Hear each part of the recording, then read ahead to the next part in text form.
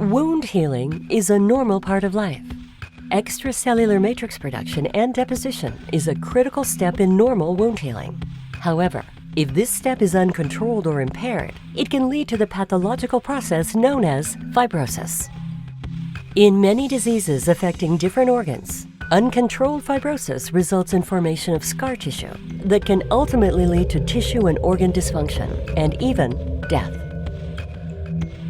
Examples include idiopathic pulmonary fibrosis, diabetic nephropathy, chronic heart failure, and pancreatic and other cancers.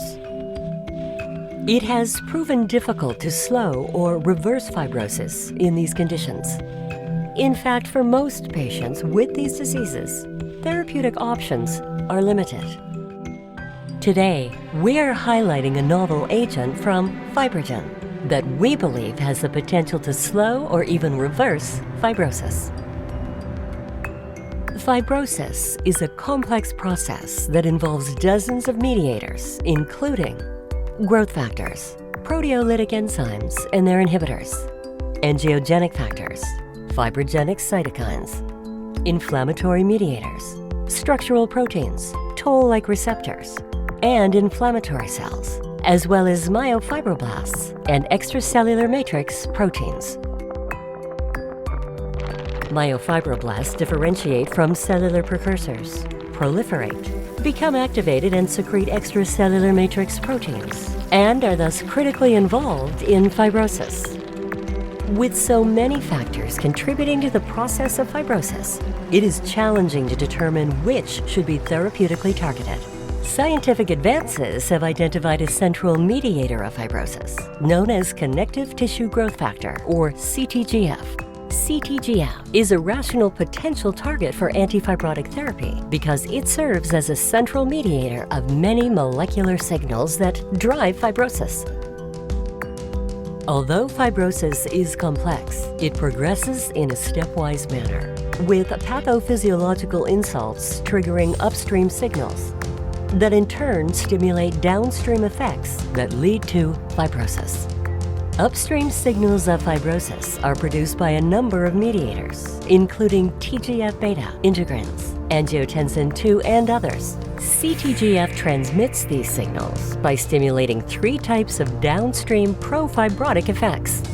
First, CTGF increases the accumulation and activation of myofibroblasts.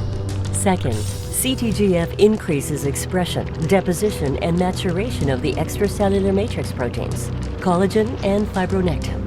And thirdly, CTGF upregulates TGF-beta and other mediators of fibrosis.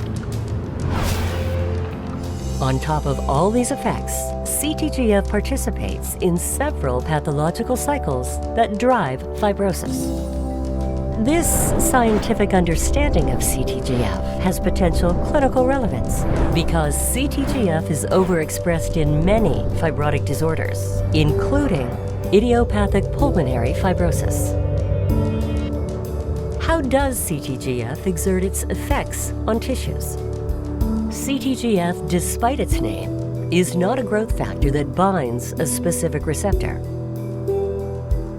CTGF is secreted by cells and interacts with various molecules to exert its pro-fibrotic effects. A key question is, can CTGF be therapeutically targeted to reduce fibrosis? Introducing pamrevlumab, a human monoclonal antibody developed by Fibrogen that specifically binds CTGF.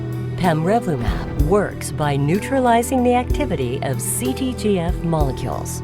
Pamrevlumab reduces tissue levels of functional CTGF and shifts tissues towards normal healing and away from pathologic fibrosis.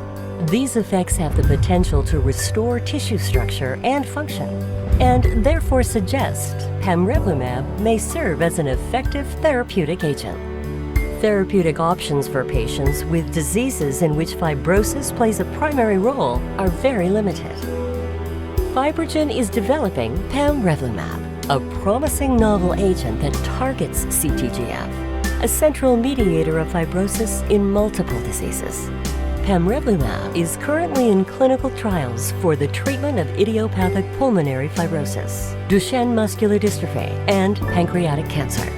Fibrogen, at the intersection of pioneering science and patient need. Learn more at fibrogen.com.